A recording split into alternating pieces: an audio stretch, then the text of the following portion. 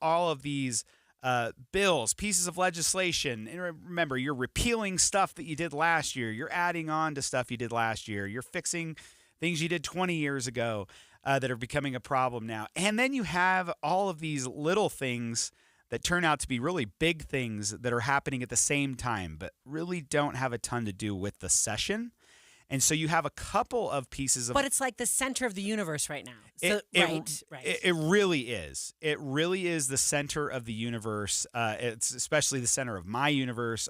We're up there every single day, and for lawmakers, we say a lot about lawmakers, and we talk about good stuff that they do and dumb stuff that they do, but in actuality, it's amazing to see these people take time out of their lives and go away from their families. A lot of these legislators still have really young kids at home, and they're going up to the Hill at 6:30 in the morning and getting home at 8 o'clock, at 10 o'clock at night. And a lot of them, if they're past 50 miles away from Capitol Hill, they're staying over in Salt Lake and spending time away from their families. And so not an easy job, but one of those ancillary things that's happening with the legislature is Salt Lake City is kind of in the middle of I'm going to call it a brouhaha.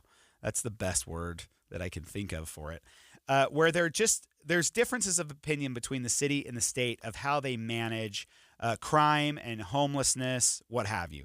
And so at the heart of that is kind of how their police force operates. And I've been around the Salt Lake City Police Department for my entire life. My dad is and was a cop there. My uncles were, and my cousins. Like, there's a long line, and I have lots of friends that have been cops in Salt Lake City. And so it's the closest I can get without actually ever wanting to be a cop. And because I never would. I couldn't do what they do. And so it's really interesting. Chief Mike Brown was requested, at the request of the mayor, resigned. So can you pause just right there? I want to ask you a question. Is all of this happening, like you said, it's ancillary to the legislative session? But they've made it very public that it's because of them. But is it also because they're here? Sure. Right. So the answer is all these extra people, if you will, are in the state's capital noticing things, right? And so it all kind of bingo. ramps. Right. Okay. Bingo. Yeah. So you have anytime there's we used to do a thing when I would work on campaigns on the night before the election. We would put campaign signs leading from, like, I was a lot younger then, from our opponent's house all the way to their polling place, and just put our signs like crazy. So that's all they saw. And you get in their head of thinking like, oh my gosh, they're all over the place. When the legislature is in session, you have leadership from the legislature who's coming from down south and up north, who is coming into the city. And if there are homeless camps off of 4th South or up Victory Road on the way to the Capitol, they're going to see these things every day. Why isn't anything happening? How was our state plan that we implemented 2 years ago? Why isn't that helping? What's the city doing? And so it just kind of reinvigorates all of those discussions all over again. And so right before the session, if you remember, Governor Cox, Speaker Mike Schultz, and President Stuart Adams all signed a letter and said, hey, we're kind of frustrated with Salt Lake City. You guys need to come up with a law enforcement plan. And they did, to their credit, they did it actually pretty quickly right at the beginning of the session. And you can go online at slc.gov. I don't know what the website is for the actual plan, but you can see the plan and what things they've completed and what they're working on. So they're in these discussions with the legislature. And I think a part of that is she's just realizing, like, okay, Chief Brown has to go. Something isn't working, and we need a better relationship with the legislature. Do you think that reflects more that things haven't been working, so we need new leadership? Or does it reflect more that this is a disruptive moment, so maybe something you had an issue with that maybe didn't rise to the level of a firing, but now you're like, look, everything's on the table for a conversation. And I just think it's been a long time. It's just something's got to give. It's not one thing. Gotcha. I don't think I could point to one thing. But the person that they hired to take over the position is Mr. Red. So we're going from Brown to Red, which I think is awesome. Brian Redd has a stellar reputation. And he was a trooper for 21 years. He was out on the streets, and then he worked, in their crime lab, and worked at Goldman Sachs. I think he has like an MBA or something. I mean, he's well educated, knows how to run an organization, and is a great administrator. And I think seems to be what Salt Lake City needs. So a great hire by Mayor Mendenhall. I'm pretty excited to see where this leads. Great appointment, right? Because great we're waiting. appointment. Do you have a feeling that the city council would in any way disagree with her? Oh man, you know what? I don't know their council well enough. Okay. I know some of them, and I think I have great working relationships with some of them. We've had some of them on our show, and I really like talking to them. And some of them have a really good grasp on policy and things. And so I can't tell them what to do, and this is just my own opinion, and I don't know what's happening in detail in Salt Lake, but it seems like a great hire to me, and it seems like he may sail through. So yesterday we actually listened to the press conference announcing his name, and then listened to him talk a little bit. Let's listen to now what he said about the importance of values within the department. Character, compassion, commitment to community, communication, and courage are the values of the Salt Lake City Police Department. Good values drive good policing.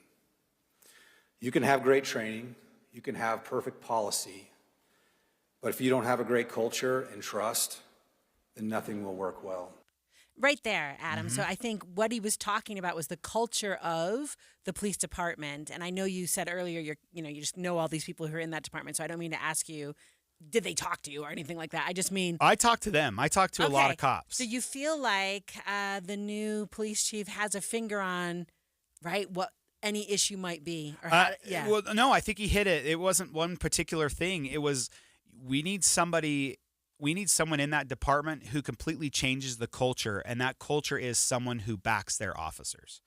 And that was the common thread among all the people that I talked to. It was, we just need someone who backs us up, who we know is going to be on our side. And I think it sounds like from his press conference, he could have said anything he wanted to, and he focused on culture. Right. That's pretty smart. It seems like he's already getting a handle of the situation. Next on Inside Sources, we're taking our conversation from downtown Salt Lake City up to the Hill at the state capitol. Eye on the Hill 2025. Our special coverage of Utah's legislative session continues after the break. This is Derek Overstreet of the New Millennium Group and host of Stop Working and Start Living Radio. If you're close to or in retirement and you don't have a tax plan, call us right now, 888-999-6370. That's 888-999-6370. Listen, our country's been spending like never before, and the tax bill is coming soon.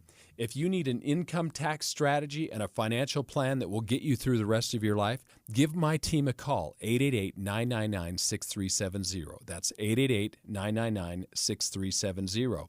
If you want an investment plan that allows you to keep more of your gains and pay less taxes, give us a call, 888-999-6370. My team specializes in the type of plan that will get you retired 3 to 5 years sooner than you thought possible. So, get a no-cost tax analysis by calling 888-999-6370. That's 888-999-6370. My team is standing by now. Did you know your skin is the largest organ of your body? Huh? That's why you should shower with Old Spice Super Hydration Body Wash instead of plain old bar soap. Love your skin by super hydrating it with vitamin B3 and glorious notes of vanilla and shea. Did you know that my super hydrated skin is the second largest organ of my body? The first is my heart. Old Spice. Men have skin too. Old Spice Super Hydration Body Wash. 24/7 renewing moisture. With daily use. This is a story of the one. As a maintenance specialist for University Housing, he knows college students can major in wear and tear. Plus, housing so many students doesn't leave a lot of room to house all the supplies he needs. That's where Grainger comes in. With over 1 million industrial-grade products and fast, dependable delivery, Grainger carries the quality products he needs so he doesn't have to. From a new door hinge to a whole new faucet. Call, click Grainger.com, or just stop by. Grainger, for the ones who get it done. Over 3/4 of Americans will experience foot pain, and most will just live with that pain every day. But Foot Solutions in Orem is here to change that. Here's Amanda from Provo. I am an active woman, ex-Division I basketball player at BYU. By trade, I'm a PE teacher. Over the last 2 years is when my feet really started hurting. And that's when Amanda's life changed with a visit to Foot Solutions in Orem. My experience at Foot Solutions was so unique to any other experience I've had. Over an hour they spent with me, really going over my specific pain points. After discovering so many solutions and custom in-house made orthotics, what does Amanda want you to know? Invest in your health. Don't be cheap to your feet. Living a pain-free, active life again has been worth every cent. Just search for Foot Solutions in Orem and find out more at footsolutions.com. I'm Amanda from Provo. I'm 47 years old, and Foot Solutions has given me back a pain-free, active lifestyle. Febreze. It's a classic odor tale. You fried fish for dinner, cleaned up, but the smell is still in the house. And the neighbors are coming over for game night. They're on their way. And then you spray Febreze Air Mist. Febreze Air starts working instantly to fight even your toughest odors, so you go from fish to fresh like that. Now, all you have to worry about is Pam cheating at charades. Breathe happy, Febreze, la la la la la. Febreze. It's a classic odor tale. You fried fish for dinner, cleaned up, but the smell is still in the house. And the neighbors are coming over for game night. They're on their way. And then you spray Febreze Air Mist. Febreze Air starts working instantly to fight even your toughest odors, so you go from fish to fresh like that. Now, all you have to worry about is Pam cheating at charades. Breathe happy, Febreze, la la la la la. Hi, Susan. We haven't seen or heard from you. Cold. We would like to locate Joyce. The mysteries that made podcast history. Cherie Warren disappeared. Are now together for free at kslpodcasts.com. I'm Dave Cawley, the host of Cold. Join me for Season 1, The Susan Powell Case Files. Season 2, Justice for Joyce. And Season 3, The Search for Cherie. Listen anytime for free at kslpodcasts.com or wherever you get your podcasts. Any Hour Services can help you make sure your furnace keeps you warm this winter. Whether you need a tune-up, a repair, or a second opinion about replacing it, call Any Hour Services or visit anyhourservices.com. Inside Sources. Inside Sources on KSL News Radio. Eye on the Hill 2025. Special coverage on Inside Sources. This morning, a bill that addresses the relationship between the State Board of Education and the Utah Legislature passed out of committee. House Bill 156 aims to clarify the relationship between those two entities. A little bit like who's in charge, maybe who gets to direct what, or who's making decisions. Bill sponsor, State Representative Norm Thurston, joins us this afternoon to share more about this bill, and let's figure it out. Welcome to the show, Representative. Hey, how are you guys doing? We are doing well. Tell us about your bill, what it does, and why you ran it. Yeah, so this has been an ongoing issue, the relationship between the legislature and the State Board of Education. Whose job is it to do what? I've been up here, this is my 11th session. This has been an issue since I began and probably even before then. So what the bill does is it clearly specifies what is the role of the State Board and how does that match up with what is the role of the legislature. And there's also this third question, which is, well, what is the superintendent's role? It's mentioned in the state constitution, but it doesn't really say anything about what it is. And so we clarify that relationship between the board and the superintendent. So everybody knows what their lane is, and then I guess we expect people to stay in their lane, right? That's the end goal of all of this. Okay, so I got to ask you, if we're talking about lanes, what specifically is the role of the Board of Education, and who hires the superintendent? Whose job is that? Is that the state board? Is that the legislature? What's that relationship like? So the State Board of Education is an independently elected executive branch. So they are not a legislative body. They don't get to set policy except as the legislature allows them to do that. So they function just like any other executive branch agency, corrections, transportation, health and human services, but they're independent elected. So it's a little different than most of our agencies. But the Constitution does say that they get to select the superintendent. That is one of the things that specifically is theirs. And so this bill has some guidance on that as to how that process should happen. So one concern we've heard, Representative, is that this bill takes away power from the Board of Education. And I appreciate your point right there. That is an executive agency, just like other executive agencies. And maybe the rub is that it is elected. So sometimes people feel like if I've elected them, they should answer to me and maybe not, the state legislature. So people are saying they feel like it's going to take some power away from the state board and really kind of consolidate it under the legislature. Meaning, that kind of restricts what that agency does. Can you speak to that concern? Yeah, absolutely. So there have been several court cases. This goes back to when we were starting with charter schools, and there were some court cases about who has control of what. And the courts clearly said that the State Board of Education is subject to behaving in accordance with the laws the legislature makes. So the legislature gets to say as to what does the public education system look like, and what are the rules and requirements on that one. And then the state board, as an executive branch, should then implement policies, rules, directives, standards, et cetera, to make sure that the will of the legislature, it gets played out. So, Representative, what I hear you saying is actually doesn't sound that different, if that makes sense, right? Like you were just kind of clarifying, I like how you said earlier, whose lane is what lane, right? And where people should be. Exactly. So we're not really intending to change anything. We're writing it down so that everybody can look at this and say, "Oh, that's right. That's what the rule is."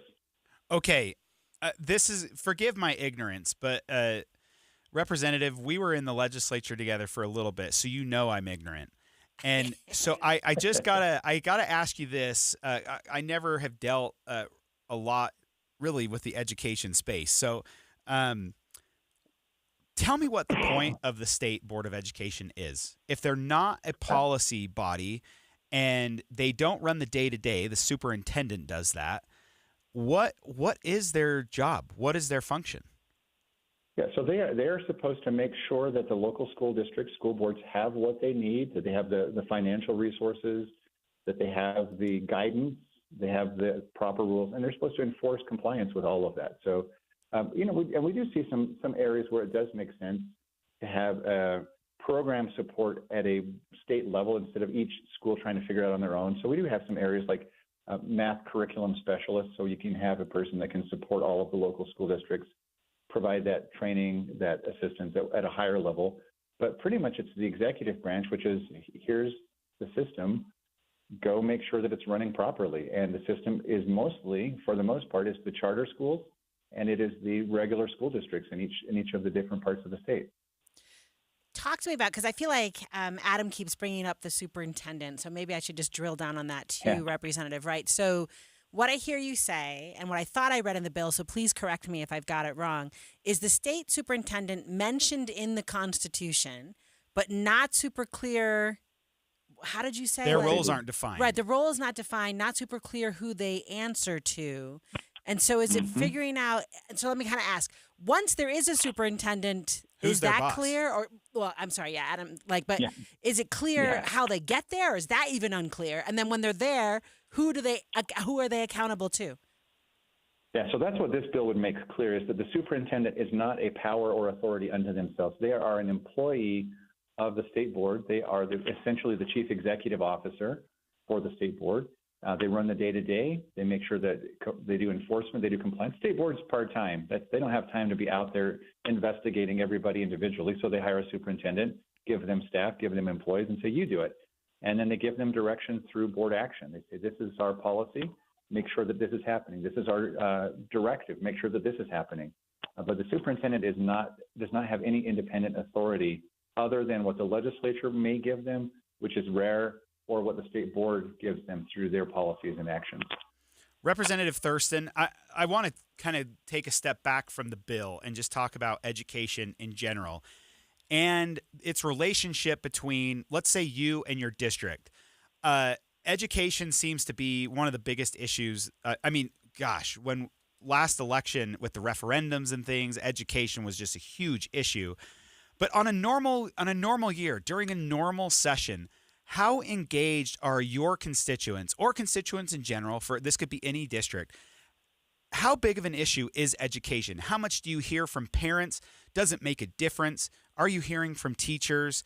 What is the relationship with a legislator, especially you, with your district and teachers and parents in your district? How often are they communicating with you, and how much does the legislature listen to them? I would say in my district, I can't speak for anyone else's, but in my district, teachers, parents, that's probably the most common constituency to contact me about issues. They want to make sure that there's adequate funding. They want to make sure that their kids are being educated. They want to make sure that they have choice, that they have options, all of those sorts of things. And in terms of partnership, local partnerships, either the mayor and the city council or my local school board, we have a lot of communication with them. Like, hey, how can we support you? We've created you as a legislature. We've created your local school board. We created the city council. How can we support you so that you can do the job that the legislature has tasked you with doing? I would say that's the most common area of concern that people have. And of course, sure, there's one-off issues that pop up from time to time, flavored vapes or who knows what, right? Yeah. But those things come and go. But on an ongoing basis, education and taxes are probably the biggest two issues. What's the easiest way to get a hold of you or any other legislator? If you're a constituent and I want to make sure, if I'm living in Provo and I want to make sure Representative Thurston hears me on this issue, what's the best way to do that? Now, I apologize if you see like an influx of emails or things, but this can go for any legislator. Yeah. So what's the best way to contact your representative? Yeah, well, I know you guys have millions of listeners, so I would. There are dozens of us. During the legislative session, it's difficult because I'm just so busy with a lot of things. So during the legislative session, it would be to send me an email, but clearly flag it that it is a personal message from somebody in my district. Put your address on it, put your name, put that right at the top so that I know that it's coming from you. And then whoever's helping with my emails will target that so I get to see it. If it was not the legislative session, honestly, people go to my website, they find my phone number, they send me a text. But during the legislative session, that doesn't work so well because it gets overused. But the rest of the year, just send me a text and say, hey, I want to talk to you about some stuff that I got going on. It's not that bad during the rest of the year. All right, Representative Norm Thurston, good luck with your bill and with the rest of the session. Thank you for joining us this afternoon. Okay, thank you, both of you. All right, so when Inside Sources returns, we're going to stick with the legislature and talk about some changes to the Utah Fits All Scholarship. Stay with us. Good afternoon, 1:30 at KSL News Radio. I'm Jeff Kaplan. KSL's top local story this hour. The state legislature is considering a plan to fund the building of more affordable housing. Representative Carol Moss is proposing the state take a percentage of liquor sales and put that money toward a loan program for home builders, as long as those builders are creating deeply affordable housing. We're looking at condos, townhomes, smaller homes on smaller lots for part of this distribution, and the rest would be 40% would be debt of the funding would be allocated to single-family housing, and 60% to multifamily housing. The money would provide a more consistent funding source for the Olene Walker Housing Loan Fund. It's a program Moss says has been successful for years now. Our top national story from ABC News, President Trump is once again insisting he's going to end the war in Ukraine. Here's the latest. President Trump said Friday his administration is negotiating with Russia and Ukraine to try to end what he calls a, quote, horrible situation. It's bad for Russia, and it's bad for Ukraine, and it's bad for us on a humanitarian basis. I've had very good talks with Putin, and I've had not such good talks with Ukraine. Earlier Friday, in a radio interview, the president expressed frustration with President Zelensky, saying the Ukrainian leader has, quote, no cards in the negotiations, and he is, quote, sick of it. Karen Travers, ABC News, the White House. KSL News Time, 1:31. Your money at this moment. A nasty day. The Dow is down 726 points. Coming up, it's about to get a lot warmer as we head into the weekend. KSL weather is next. KSL News Time, 1:32. A reminder about the simplest way to get updated for your day. Hit your KSL preset when you jump in the car, and we'll take care of the rest. Hear key news updates and traffic reports. Andy and Amanda from 5 to 9 in your car. KSL News Radio at 102.7 FM. At JCW's, we think tipping might be getting a little out of hand. Like when you're asked to tip at the register before you've even been served, or when you're at the yogurt shop and find yourself serving yourself. And don't even get us started on frosted tips making a comeback. That's why at JCW's, when you pay for a 3rd-pound ranch bacon cheeseburger, that's what you pay. And no one at the register is going to stare longingly at you while you awkwardly maneuver through the tip screen for food you don't even have yet. Honestly, we're just happy to see you at any of our 5 locations in Provo, South Jordan, Lehigh, Harriman, and American Fork. So come on in and enjoy some quality time and great food with family and friends. And we promise, we won't be pushing you for a tip. Hey, this is Chris with JCW's, and we just want to say thank you, and especially to our loyal customers. We want you to know that at JCW's, your business is all the tip we need. JCW's, quality and a lot of it. Your little one deserves a big welcome. From before the baby bump to baby in your arms, Common Spirit Health OBGYN physicians and certified nurse midwives are here for the labor, the love, and every moment in between. We specialize in prenatal, pregnancy, childbirth, and postpartum care to help you navigate this journey with confidence and joy. So when the big moment arrives, you can welcome baby with the warmest hello of all. Hello, human kindness. mountain.commonspirit.org. More than 50 million Americans suffer from a form of mental illness, and Utah isn't immune. With nearly 1 in 3 people dealing with anxiety, depression, or some other form of mental illness. But there's hope. We can all take action to keep ourselves and our loved ones safe. KSL has teamed with 988 Utah, the free suicide and crisis lifeline, to bring you hope and help you thrive. If you or a loved one is experiencing a mental health crisis, call or text 988. Because a healthy mind matters. Why choose a Sleep Number smart bed? Can I make my side softer? Can I make my side firmer? Can we sleep cooler? Sleep Number does that. Cools up to 8 times faster and lets you choose your ideal comfort on either side. Your Sleep Number setting. And now save 50% on the new Sleep Number Limited Edition Smart Bed. Limited time. Exclusively at a Sleep Number store near you. Learn more at sleepnumber.com.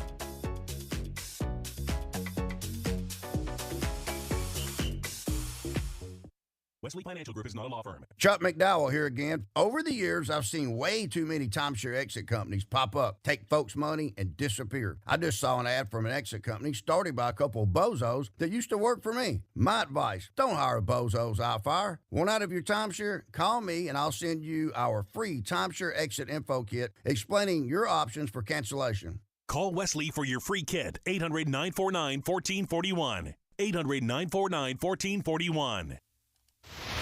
Traffic and weather together brought to you by Mountain America's limited time balance transfer bonus. Here's Ricky Meese. Right now I'm looking at some heavy and slow traffic in Weber County, southbound I-15. It starts in Riverdale as you're passing the I-84 junction and continues down to 5600 South Roy. Those orange barrels are taking up that left lane of travel. Ricky Meese in the KSL Traffic Center. The KSL forecast will hover around 40 this afternoon. Down to 24 overnight, and then a little warmer tomorrow and 50 degrees on Sunday. Right now it's 39. I'm Jeff Kaplan from the KSL Common Spirit Health Studios. Listen online at KSLNewsRadio.com. This is Utah's news, traffic, and weather station. Inside Sources. Inside Sources. A new presidency, new state leaders, and a new legislative session. Utah's top political experts discuss the day's biggest stories. Only on KSL News Radio. Eye on the Hill 2025. Special coverage on Inside Sources. We're going to continue talking about education-related bills this segment, looking at some changes being proposed to the Utah Fits All Scholarship Program. If you recall, this program launched last year, provides up to $8,000 to Utah K-12 students. The funds can be used for a variety of educational expenses and services, and we are lucky enough to have State Representative Candace Perucci, who led the charge on the original bill and is sponsoring the potential changes this year, joining us for a discussion. Representative Perucci, thanks so much for being with us. You bet. Thanks for having me. Okay, first of all, can you just give a background of what the Utah Fits All Scholarship is and who's using it? You bet. So this is a school choice program that empowers parents to customize their children's learning experience, and they can apply for a Utah Fits All scholarship that they then can use for private school tuition, micro school, the cost of being a homeschool family, being a hybrid student. So there's lots of different options available to them to better tailor their kids' learning experience.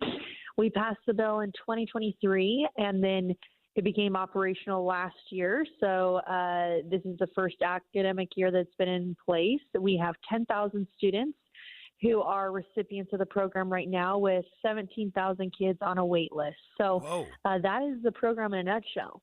Oh my gosh. So Representative Perucci, that like my next question is 17,000 student demand is part of the amendments to this, increasing the supply, right? Are you going to allow more students to get the funding from the Utah Fits All?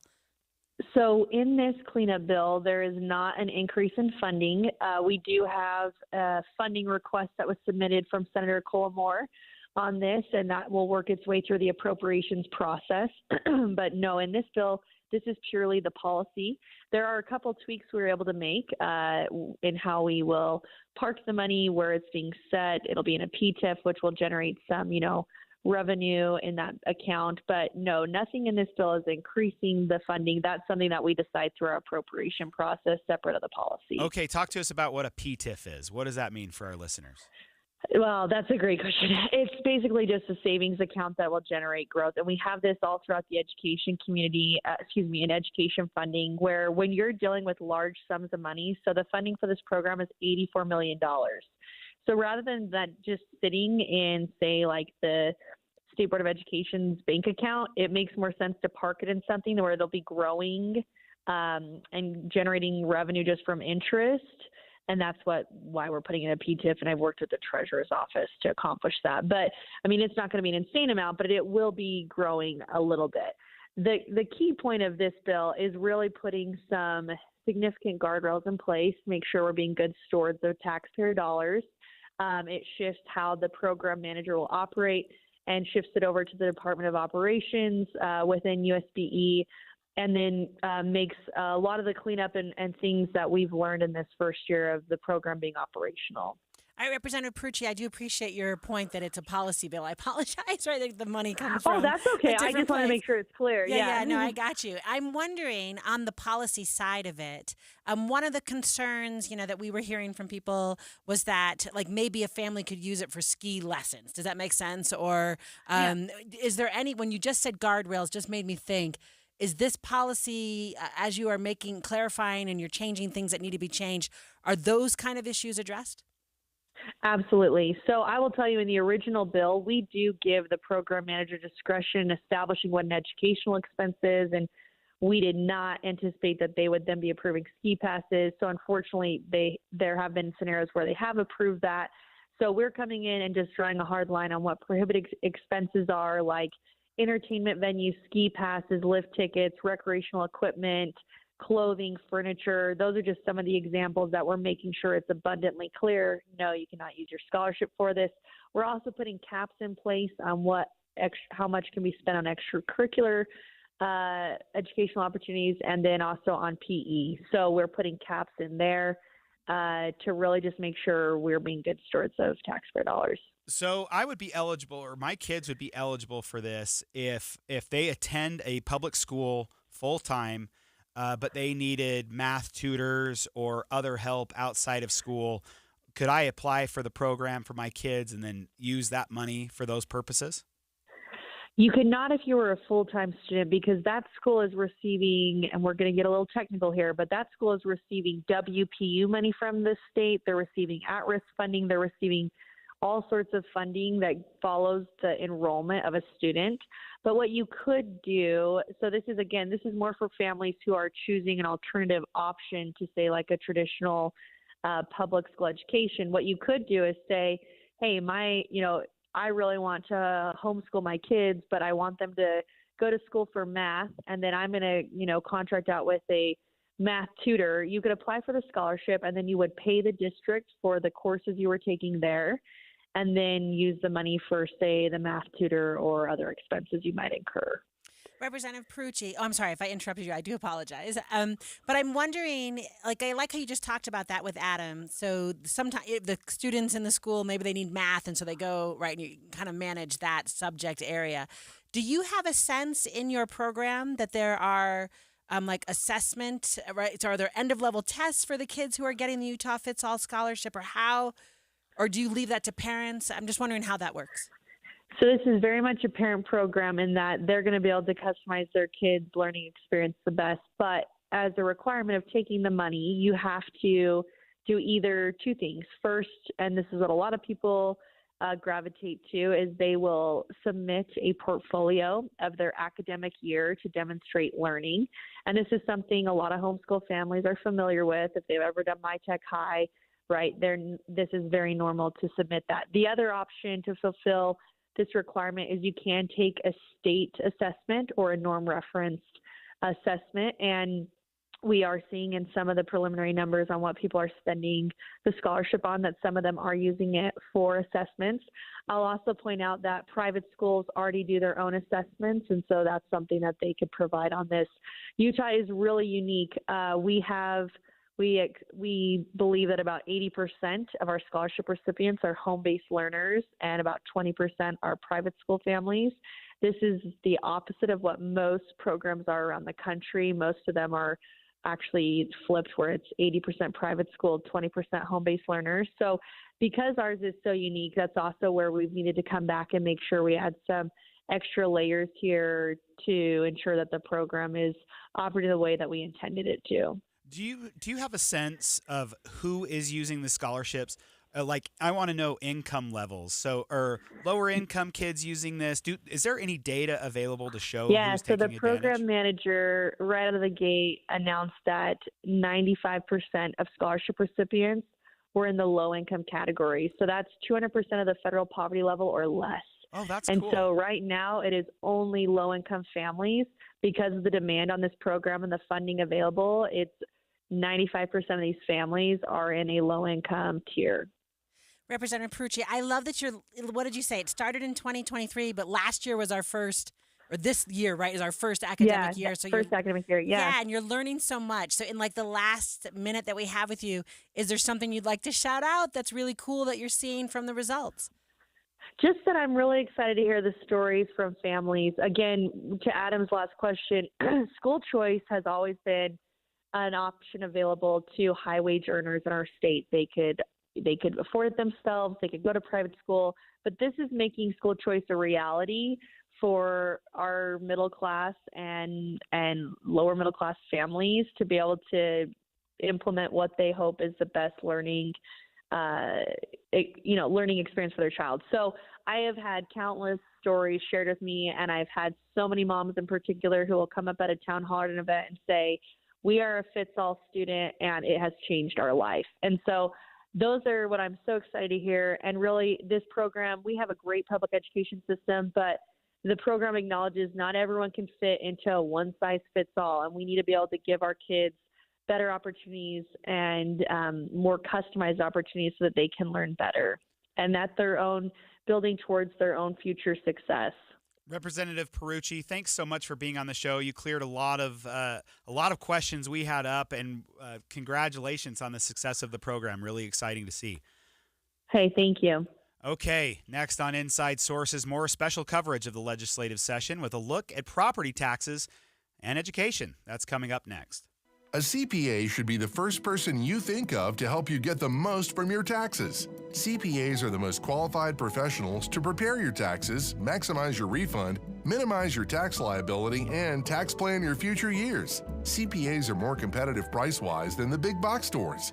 Along with extensive tax expertise, CPAs also provide personal financial planning, business growth strategies, and general accounting services. Your CPA can make valuable tax-saving suggestions that a software program can't anticipate. For 100 years, the Utah Association of CPAs has served the professional community as the go-to resource for education, training, and advocacy as trusted advisors. They want you to get the best when it comes to your financial health. Hire a CPA and get the best. Go to uacpa.org to find a CPA that's right for you. That's uacpa.org. Proud sponsor of the Money Making Sense podcast with Heather Kelly. Download wherever you listen to podcasts. When you're in the thick of a project, Harbor Freight is the place that always comes in handy. Whether you're picking up something for your pickup truck or a power tool for your project, at Harbor Freight, your dollar always goes further. And these days, when everything seems to cost more, you can take pride in knowing that you get hard-working tools at hard-working prices. Whatever you do, do it for less at Harbor Freight. Military veterans and active duty service members, you could become a certified cyber warrior with just 12 weeks of training at My Computer Career. Cybersecurity specialists are in high demand, and IT pros with these skills often enjoy abundant opportunity and a great lifestyle. Protect our people, liberty, and treasured institutions from cyber threats. GI Bill, SkillBridge, and other VA benefits are available to those who qualify. Learn more at mycomputercareer.edu/CWP. That's mycomputercareer.edu/CWP. Nicotine addiction. I didn't think it could happen to one of my kids. Till it did. Just takes a single puff of a fruity flavored vape. Kids experiment. The candy flavors make it easy to get them hooked. And the devices? They look like USB sticks, pencils, pens, even toys. Vape pens, hiding in plain sight. Even the federal government banned flavored vapes to protect kids. Last year, Utah did too. But now, $1 million worth of lobbyists are loose on Utah's Capitol Hill. Big Vape wants to buy their way back in to hooking Utah's kids with high nicotine, candy-flavored vapes. We can't even guess the long-term harm. Don't let Big Vape win. Visit prosperousutah.org to contact your legislator today. Tell them to keep flavored vapes away from our kids. Don't listen to the lies. Flavored vapes are not child's play. Paid for by Utah Prosperous Communities. This is a story of the one. As a maintenance specialist for university housing, he knows college students can major in wear and tear. Plus, housing so many students doesn't leave a lot of room to house all the supplies he needs. That's where Grainger comes in. With over 1 million industrial-grade products and fast, dependable delivery, Grainger carries the quality products he needs so he doesn't have to. From a new door hinge to a whole new faucet. Call, click Grainger.com, or just stop by. Grainger, for the ones who get it done. Why choose a Sleep Number smart bed? Can I make my side softer? Can I make my side firmer? Can we sleep cooler? Sleep Number does that. Cools up to 8 times faster and lets you choose your ideal comfort on either side. Your Sleep Number setting. And now save 50% on the new Sleep Number limited edition smart bed. Limited time. Exclusively at a Sleep Number store near you. Learn more at sleepnumber.com.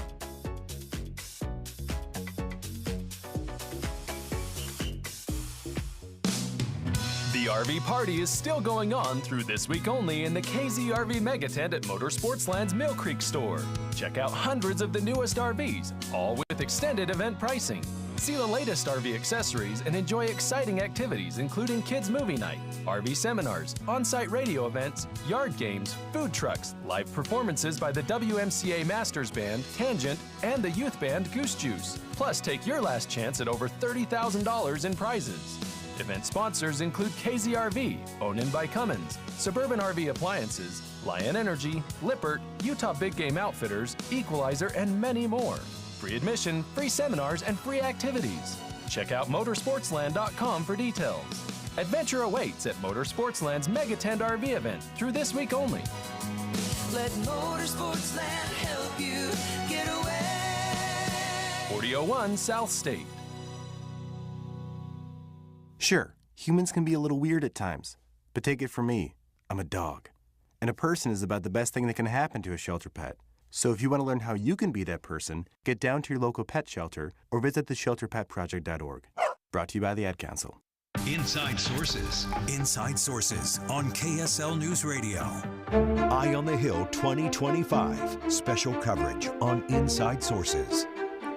Your property taxes may go to the state's general funds instead of local schools if Governor Cox signs a bill that has now passed the state legislature. Senate Bill 37, which would make changes to a few tax-related issues. And I do feel like, Adam, people get feisty. We talked earlier in a segment. What did he say? It's education and taxes, right? Nobody cares. Nobody cares about those issues. Yeah, but those are the two biggest issues I think Representative Thurston told us he gets calls about. And this one combines them, which sounds like it could be somewhat explosive conversation. We've got State Senator Lincoln Fillmore with us, who has sponsored the bill and is going to talk more about it with us. Thank you so much for joining us this afternoon. Thanks, Leah and Adam. It's good to be with you guys. So, Senator Fillmore, tell us anything I said wrong about your bill, correct me, but what is going on with these property tax moves? Thanks. I appreciate it. You didn't say anything wrong, but maybe we could be a little bit more clear that Senate Bill 37 applies only to the one property tax that is initiated by the legislature. The legislature sets the rate. The legislature appropriates the money, and really for just ease of administration, the legislature is just going to capture that money at the beginning and then let it flow right back out. This is a great way to be able to make sure that we have enough funding, that schools are going to see the same amount of funding on the same time frame, all the same flexibility to spend it. We're also going to increase flexibility in the state budget. It really is a win-win. Okay, what do you mean? Help me understand here when you say everything's going to kind of be mostly the same. You're going to add a little bit of flexibility. What is the current process, and how are you changing it? So right now, the legislature authorized this tax, and it's required to be imposed by districts statewide at a rate that's set by the legislature. And then that money, when it's collected, it just goes right to school districts, and they spend it on education. And it will change by going to the state and then going back out for them to be spending on education. That's what I mean when I say they get the same amount of money, the same way, to be used for the same things. We're protecting education funding like we do. I think the legislature is dedicated to having strong public schools and funding education as high as we can. We've always been the top 1 or 2 state in the country and in the amount of our state budget that we put to education, and that's staying the same. The problem that we have here is that the current structure treats different schools differently, different school districts differently, based on the assessed value of their property and their number of students. So Park City, for example, the state already takes their money because they generate nearly $14,000 per student in revenue from this state-imposed tax, where the Alpine School District, for example, generates fewer than $800 per student. And so this, by being a statewide levy, it's designed to benefit students statewide. But under its current structure, it benefits some students much more than others. And as long as we have a statewide tax, we need to make sure that all students are benefiting equally. I'm wondering, so I'm just going to say that all sounds super reasonable to me, Senator, right? So then I'm just thinking, we did just say, Adam and I did as we came into this segment, that this is somewhat combustible, right? You add taxes to education. And I do think I've been reading in articles, people are saying that this is taking taxes away from education, or we feel like we're paying, a state levy and it should only go to education and moving it to the general fund. Can you just kind of address those, like, what are people so worried about if what I think I hear you saying seems really reasonable? Yeah, I don't know really what they're worried about, other than, I understand that a lot of people have a healthy distrust of politicians, and I think that's great. People should have a healthy distrust of politicians. I like that, yeah. And, when a bill is written, it covers one section of code. I think it's very clear. I mean, anybody who can read this bill would see the money comes in, the exact same money goes right back out. And so but what's not there is the other protections that public schools already have in law.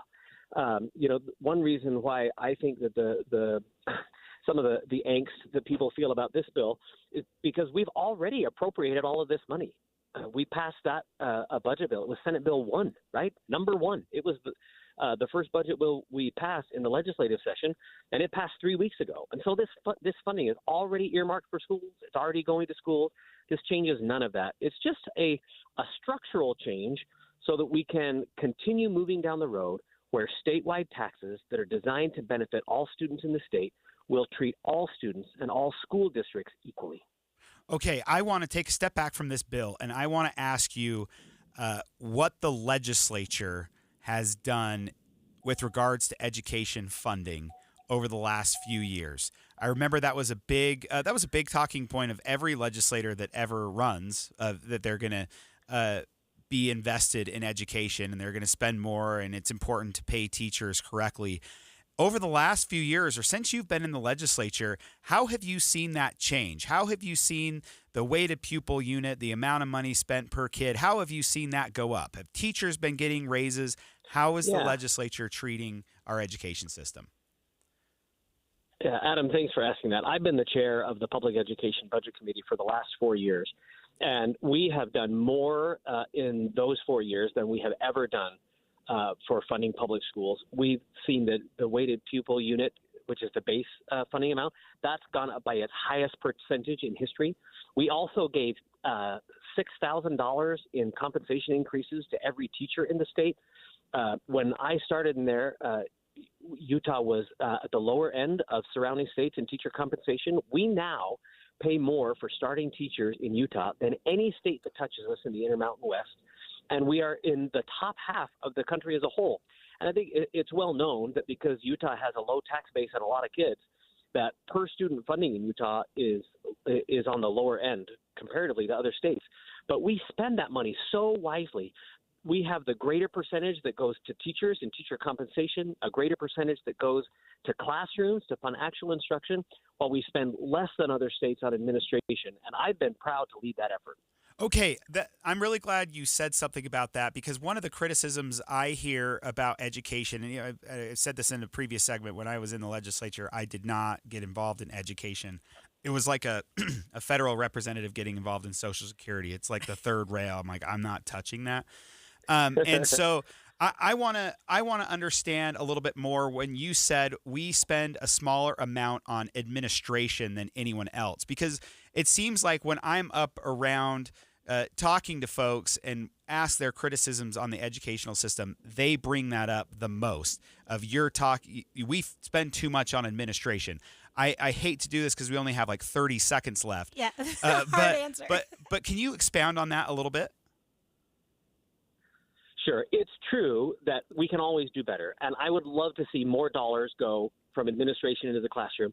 It's a constant effort, and there are things that the legislature can do there, because a lot of the administration is based on laws that are passed at the state and especially at the federal level that require so much overhead in order to manage. We'd like to be able to give districts more flexibility and put more dollars in the classroom. Senator Lincoln Fillmore, thank you so much for joining us this afternoon. My pleasure. You guys have a good one.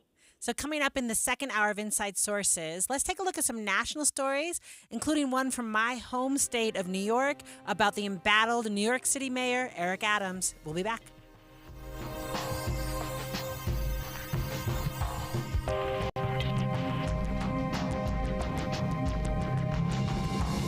KSL FM Midvale. KSL Salt Lake City. From the KSL Common Spirit Health Studios, this is KSL News Radio. Utah's news, traffic, and weather station. 2 o'clock at KSL News Radio. I'm Claire Scott. KSL's top story this hour. We're learning that a Utah CEO died in a helicopter crash in Idaho yesterday. The coroner confirmed to East Idaho News that the man who died in the crash was 59-year-old Bradford Brown, the CEO and founder of ATL Technology in Springville. Idaho officials say Brown appeared to be the pilot, and there was one passenger who was taken to the hospital. The helicopter crashed into a frozen reservoir yesterday around 4. Our top national story this hour from ABC News. The FDA says some pharmaceutical companies will no longer be allowed to create their own versions of weight loss drugs now that the shortage of a key ingredient is over. The FDA first announced a semaglutide shortage in 2022 when weight loss drugs like Ozempic and Wegovy exploded in popularity. The FDA allowed companies to alter ingredients, a process known as compounding. Major drug companies were upset that Hims was allowed to advertise its compounded weight loss drugs during the Super Bowl. This might not be over. Other compounders have sued the FDA when it removed other weight loss ingredients from the shortage list. Brian Clark, ABC News. Your money at this moment, a down day on Wall Street. The Dow is down 748 points. The S&P is down 104. And coming up, temperatures getting into the 50s. KSL Weather's next. KSL News Time 2:01. The sources where we get our news matters. When you listen to Utah's Morning News, we want you to feel the stories are important to you and trustworthy. This is Amanda Dixon. And I'm Andy Farnsworth. Join us weekday mornings on KSL News Radio. Tay-Tay was a typical girl that loved pink, singing, and all kinds of animals. At 3 years old, she tumbled off a horse and received a traumatic brain injury. Her family prayed for a miracle, and when they realized their daughter would not survive, they made the decision to donate her organs. Because of her donation, 4 other people received her organs and tissue, allowing others to live. Go to donorconnect.life and read about what it takes to become a donor. Did you know many people think that they're too old and not in good enough health to be a donor? Anyone can be a donor. If you were told that it could save a life for someone close to you, or even a stranger, would you please donate? Finding out more on why you should become a donor is pretty easy. DonorConnect.life can walk you through the process and what it takes to simply sign up. Check yes to become a donor when you renew your driver's license. Give hope, heal life. DonorConnect.life. The Management Minute is a service of the MBA program in the John M. Huntsman School of Business at Utah State University. I'm Professor Scott Hammond. I do volunteer search and rescue. Uninformed people often assume that the biggest danger in the backcountry are bears, rattlesnakes, or mountain lions. I have to explain that these are Hollywood-created false fears. There are less than 12 bear attacks per year in all of North America and very few deaths. The real dangers are dehydration, falls, hypothermia. Pretty simple, pretty basic. When starting a business, there are false fears too. The real dangers are simple: insufficient funding, missing your target market, and a skilled labor shortage. Pretty simple, pretty basic. Learn more about the basics of building a business with an MBA from Utah State University. Go to utahstatemba.com. That's utahstatemba.com. I'm Scott Hammond. Hope to see you in one of our classes. Thanks for calling Discover. This is Nia. Hi, Nia. It's Jennifer. Did you know that Discover automatically doubles all the cash back you've earned at the end of your first year? Yeah, I work here. Okay. I was just double checking. Get it? Because Discover automatically doubles all the cash back you've earned at the end of your first year? Oh, you get me, Nia. You could say that I double get you. I guess we've taken it too far. You earn, we match. Discover Cashback Match. See terms at discover.com/creditcard. Lowe's knows that your deadlines don't change, even when your job does. But with Lowe's Buy Online, Pick Up in Store, we'll help you adjust on the fly. And when you absolutely can't leave the project, we can deliver to your job site as soon as same day. Lowe's knows pros. We help, you save. Valid on eligible in-stock orders and select zip codes placed by 2 p.m. for same-day delivery by 8 p.m. Subject to driver availability. Fees vary based on purchase. More terms apply. See Lowe's.com/same-day delivery for details. Traffic and weather together, brought to you by Mountain America's limited time balance transfer bonus. Here's Ricky Meese. We do have an accident southbound Redwood Road at about 500 North, blocking a left lane of travel, and still seeing some heavy and slow traffic going through that road work zone. This is southbound I-15. It starts prior to the I-84 junction in Riverdale, going down to 5600 South Roy. The Murdoch Auto Team is celebrating 100 years of winter journeys at Murdoch Chevrolet. Right now, take up to $6,250 off a new 2024 Equinox. Ricky Meese in the KSL Traffic Center. Partly cloudy skies today with a high of 40. Temperatures start increasing as we head into next week with a high of 57 expected on Monday. Right now it is 39 and partly cloudy. I'm Claire Scott from the KSL Common Spirit Health Studios. Listen online at kslnewsradio.com. We're Utah's news, traffic, and weather station. Inside Sources. Inside Sources. A new presidency, new state leaders, and a new legislative session. Utah's top political experts discuss the day's biggest stories. Only on KSL News Radio. Welcome back to the second hour of Inside Sources on KSL News Radio. I'm Adam Gardner here with Leah Murray. The last couple weeks have been pretty turbulent for government employees. We have already had, I feel like, 9 presidential terms in the last month and a half. Are you tired? Is there fatigue? I am exhausted. And I was just telling someone today, it's like when I get off of one crazy thing that happened, I forget about it in 2 days or feel like it was 5 years ago because something else has popped up. There are a lot of federal worker layoffs going around the country, including the IRS. That definitely is going to affect Ogden. That's right. That's lot of the largest conversation employer Ogden. in Ogden. It's also going to affect Hill Air Force Base significantly. I feel like a lot of people, especially contractors, are going to be laid off from Hill Air Force Base and the important work that they're doing. The FAA, the Forest Service. It's interesting because as Republicans, as a Republican, me. Could you speak for all Republicans? I'm not going to speak for all Republicans. But you have this just innate government is too big. And the longer it goes, the bigger the government grows. And so it's important to reduce that and stop spending and stop hiring people. But you also see how it affects like Utah when there's nothing we can do about the fact that the federal government owns 70% of our state. They own the national parks. They have billions of dollars in backlogs across our national parks. And so we need that because people are going to still come and visit Arches. They're still going to come to Zion National Park.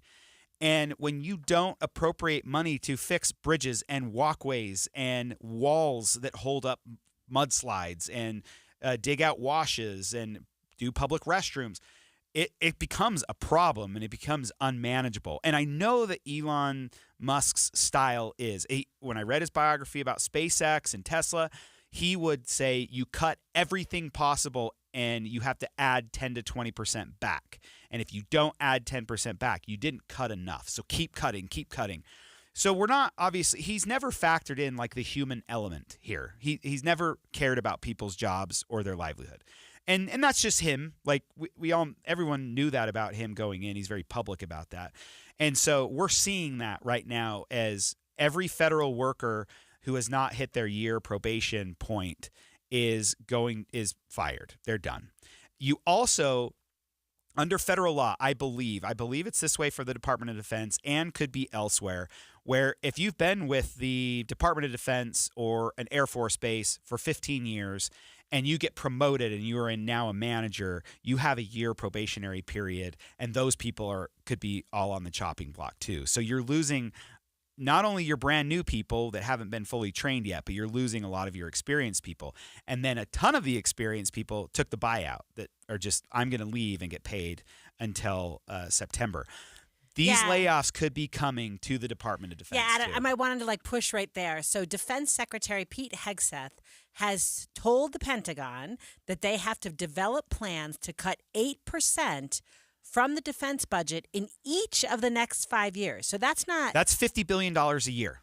Yeah, and it's not every year. Every year. Right, so it's not like 8% over 5 years. It's 8% this year, 8% the next year, $50 billion a year. So talk to me as my favorite Republican to talk to about things, right? You are not unaware of a $36 trillion debt. So you understand why there is a push and probably why people voted for Donald Trump. No one voted for Elon Musk, so I still kind of have feelings about him doing all the cutting. But Donald Trump has asked him to do it, and so he's doing all this cutting. So that comes from a place of $36 trillion debt is too much. This is too big. Yeah, but Leah, it's like the message is getting lost here because you say, I saw a press conference yesterday or the day before where they said, hey, we think that Doge has saved $170 billion. So we're going to give 58 million Americans a check for $5,000. And I think everyone that voted for all these cuts is like, wait, why? Like, that's inflationary. Stop spending. Put it towards the debt. This is what we want. Balance the budget. And they're not doing that. And that's what I think is frustrating. So it seems like, according to the memo drawn up by Hegseth, Secretary Hegseth, they want to have their cake and eat it too. So my concern is with the warfighter and critical war elements in the Department of Defense. So there are 17 categories that the Trump administration has exempted. Among them, operations at the southern U.S. border, modernization of nuclear weapons and missile defense, and acquisition of submarines, one-way attack drones, and other munitions. Now, you have just taken our most expensive projects across the Department of Defense, and then you've said, now cut $50 billion from everything else. I don't know the Pentagon that well, but I don't know if there are $50 billion of DEI programs that you can cut. And I know that's what they're after. But at the same time, I have concerns with the Middle East. We know that Israel, Gaza is going to ramp up again after what happened with Hamas the other day in killing 2 babies and parading their bodies down the street in Gaza to cheering children and parents. That's insane. There's going to be ratcheting up there. We have switched sides from backing Ukraine. Now we're backing Russia. And President Trump said yesterday in a press conference they worked really hard to conquer all of that land in Ukraine, so they should have it.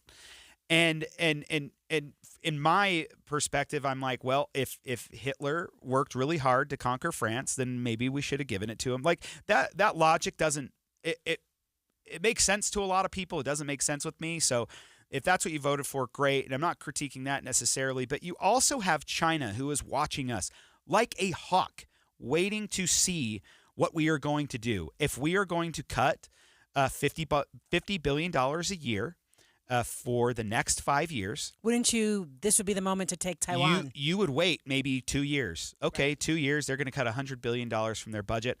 Now's the time to strike Taiwan. And we've already shown that we're not going to defend other parts of the world, our allies, even those we've made promises to, like Ukraine. We've made promises since the 90s we're going to back Ukraine because we made them hand over all their nuclear weapons to Russia. And so now China and other parts of the world are looking at us saying, now's the time. Now I think we're good. I don't know if that's going to happen. That's totally my speculation. But it's very, very concerning to me that you say, hey, we're gonna exempt these 17 categories. Everything else is fair game. And by the way, we're gonna cut all of our experienced and brand new people coming in. Yeah, and I think your point very well taken. Clearly, you have feelings about this, Adam. So I respect your trying energy. To be very unbiased. No, I got it right, but like a little bit in there too. If a conversation is around DEI programming, what does Hegseth say? We need to build a warrior culture. Sure, and I believe that. That is not. I think you should. $80 billion. Right. Right, that's just not. So what I hear you saying is, I might even be on board with what you're doing. How about we be transparent and actually honest about what we're talking about? If we're making major cuts and you're exempting all the most expensive things, this is not going to be good for defense going forward. And just to pull like a step back, I want to make it clear that the executive branch can't unilaterally cut spending for money that was appropriated by Congress. Wow, that's a whole question right now, though, don't you think? Yes, it totally is. Because a lot of members of Congress are saying, we don't need to talk about it. Just cut. That is not Congress's role. Republicans get so upset, and I have too, when we have created a bill and we've said, we're not going to actually figure out how the bill works. FDA, you figure it out. EPA, you figure it out. And then we get mad when they create stupid rules, which they do. And here we're saying, you go cut everything you want to. We're not going to check you. As a Republican, too, that's offensive. And yeah. I worry that the next guy that comes in is going to say, you know what? I don't like the Air Force at all. And now we've shown that I can cut it if I want to. That's what makes me nervous. So we're going to keep following that on Inside Sources. But next up, let's talk about more drama with the future of New York City Mayor Eric Adams. Stay with us. Nicotine addiction. I didn't think it could happen to one of my kids. Till it did. Just takes a single puff of a fruity flavored vape. Kids experiment. The candy flavors make it easy to get them hooked. And the devices? They look like USB sticks, pencils, pens, even toys. Vape pens, hiding in plain sight. Even the federal government banned flavored vapes to protect kids. Last year, Utah did too. But now, $1 million worth of lobbyists are loose on Utah's Capitol Hill. Big Vape wants to buy their way back in to hooking Utah's kids with high-nicotine, candy-flavored vapes.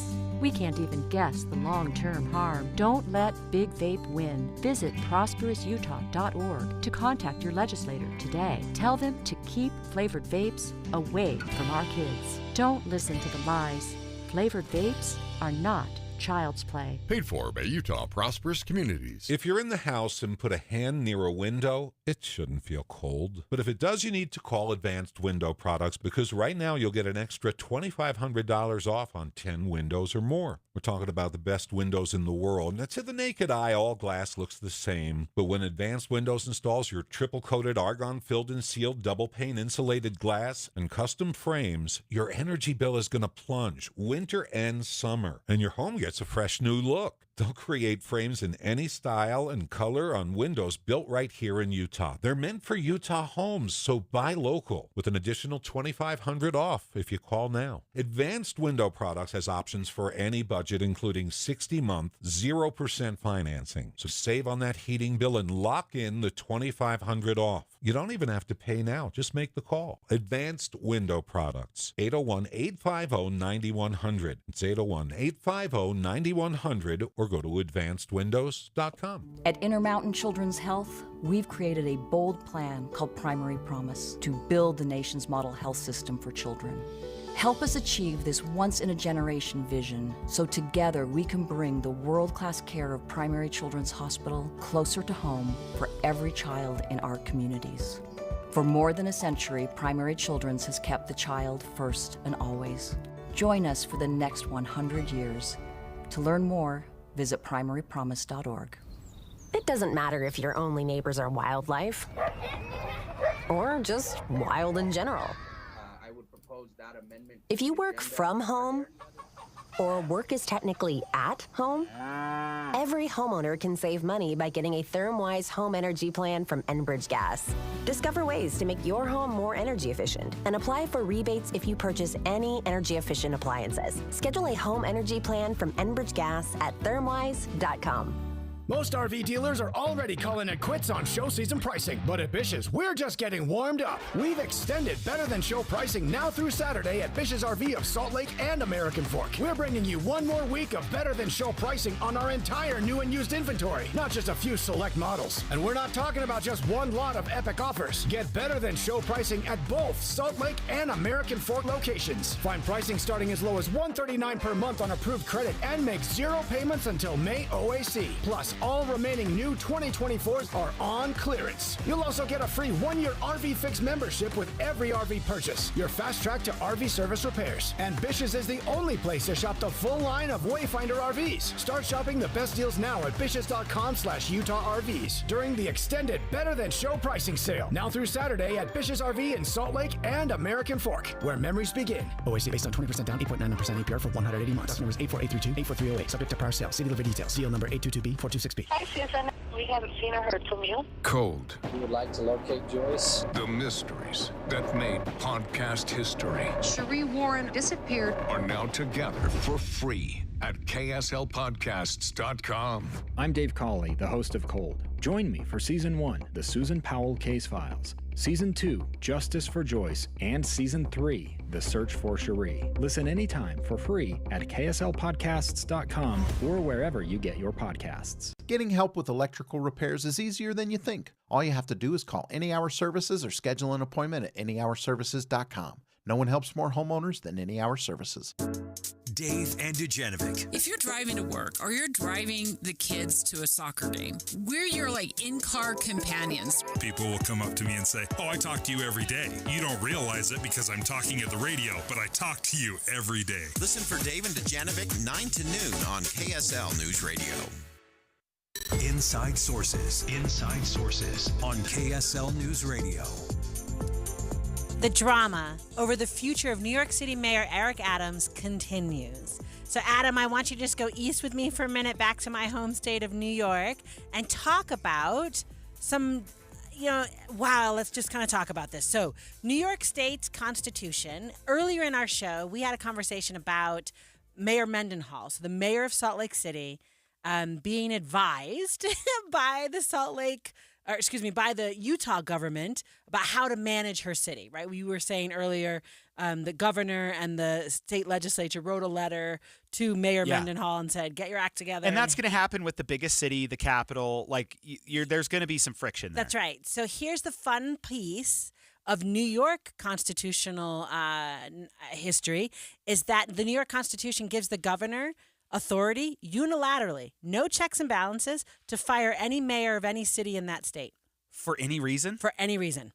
So if the governor... What on earth? Yeah. So one, I want to just tell you, New York's governor has always been super strong, right? So this is the place that created Alexander Hamilton, right? This is a strong executive state.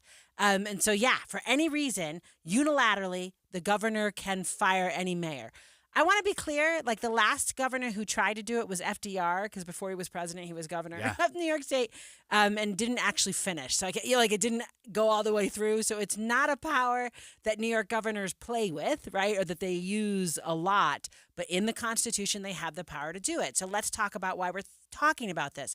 Eric Adams is the mayor of New York City. Eric Adams was under a Justice Department inquiry. They were bringing a case against him for corruption.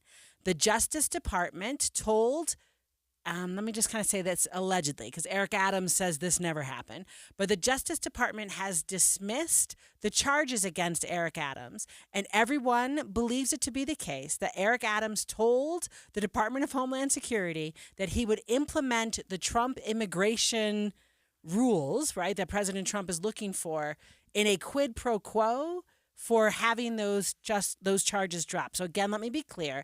Adams testified under oath yesterday that there was no quid pro quo arrangement. They're just dropping the charges.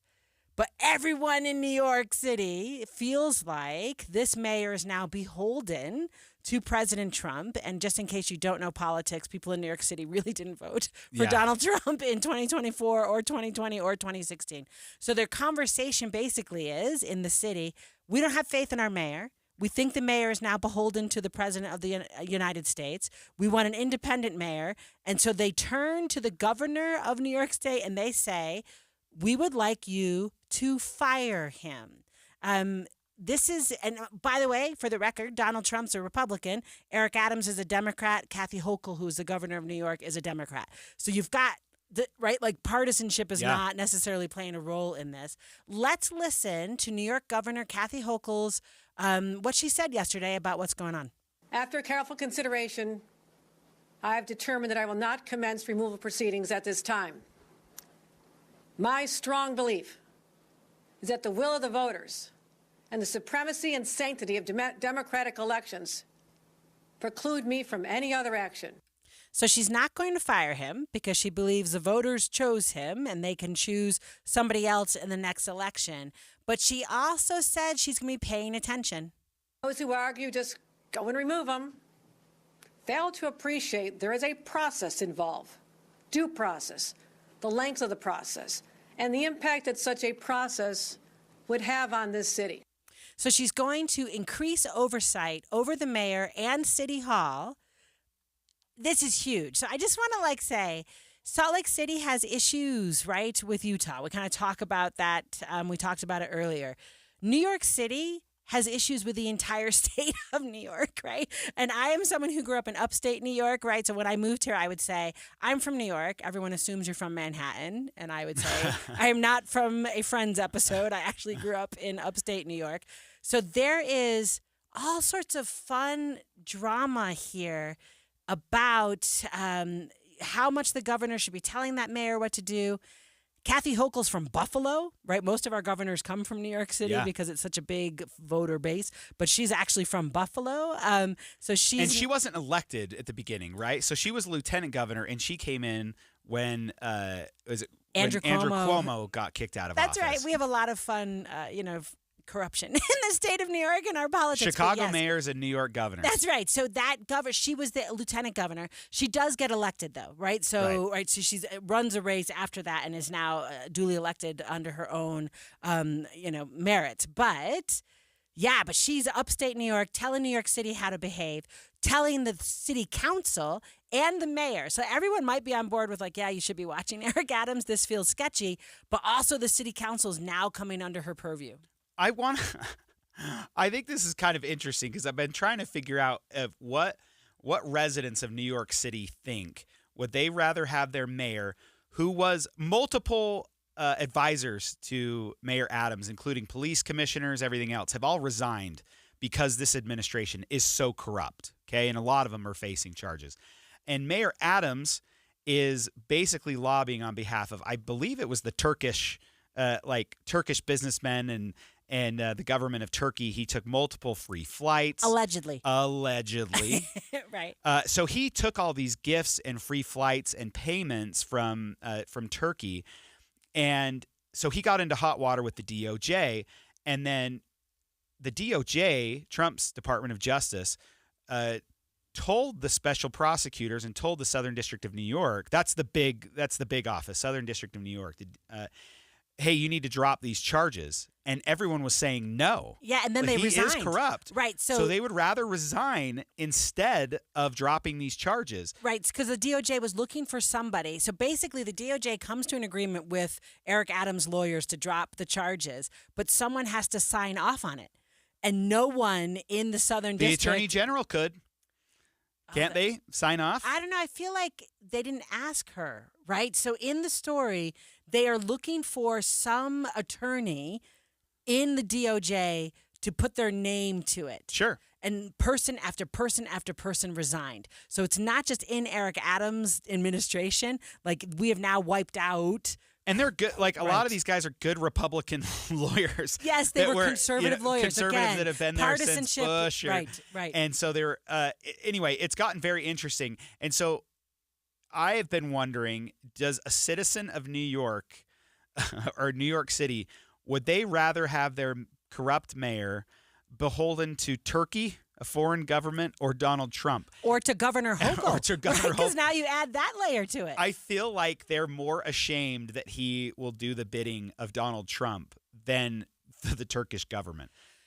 Yeah. I mean, like, so think about that, right? So, and then just again, if we put it in the position of Salt Lake City being the big city in Utah, and the feelings around what Mayor Mendenhall, right? If anyone were to say... But look at Washington, D.C. Yeah, okay, go. I mean, it's the same way. Washington, D.C. has the exact same problem with the federal government. There's no home rule for them. Their budget is approved by Congress. And Mike Lee even came out with an act. The way he names his bills are just nuts. They're kind of funny, though. So he has an act called the Bowser Act that would give... And the mayor of Washington, D.C. is Mayor Bowser. And so he calls it the Bowser Act, and it gives the federal government, gives Congress more purview into how Washington, D.C. is run. And so we're kind of seeing this play out in different parts of the country. It's done in New York, it's done in Utah, and it's done in Washington, D.C. with the feds. I mean, the conversation is, and if you like federalism, now I want to be clear, cities actually don't have the same federalist theory protection, right? So it's states versus the federal government. Cities are created by the correct. states. They are at the behest of the states, right? So I'm a little probably more okay with Kathy Hochul being in charge than Turkey or Trump over a mayor of New York City. But it does beg the question about local control, right? And all we're these in arguments. the same fight. I know we're short on time here, but when Donald Trump declared himself king from the White House account because he said, I'm ending congestion pricing in New York City. In New York City. And I'm like, what happened to federalism? That's right. Like, he has nothing to do with that.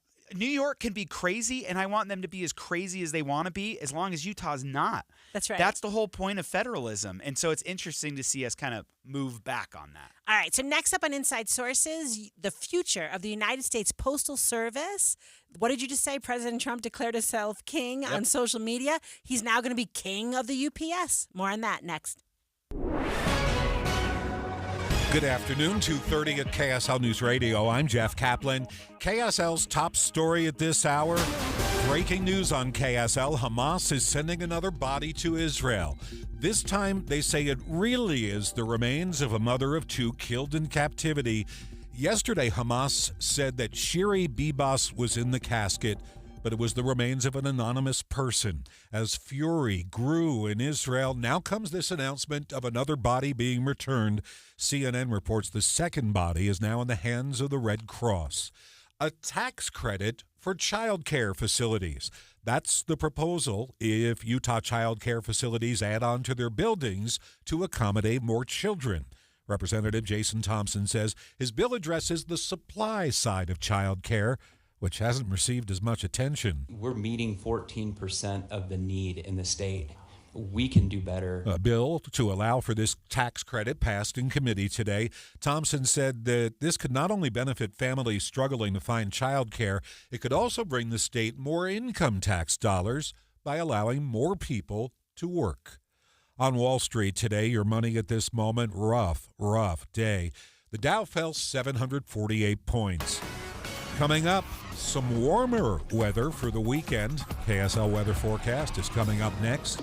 KSL News Time, 2:32.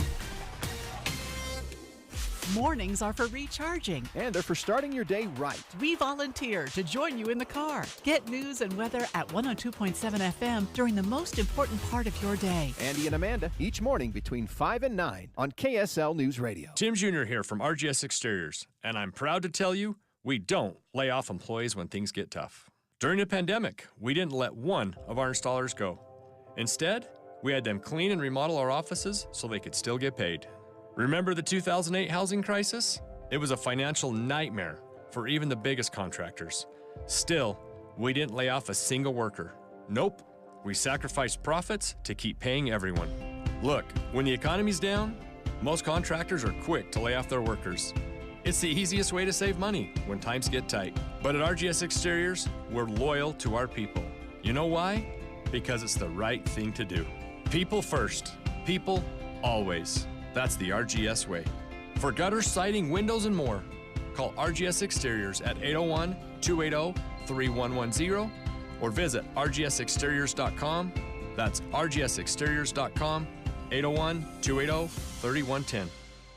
This is Derek Overstreet of the New Millennium Group and host of Stop Working and Start Living Radio. If you're close to or in retirement and you don't have a tax plan, call us right now, 888-999-6370. That's 888-999-6370. Listen, our country's been spending like never before, and the tax bill is coming soon.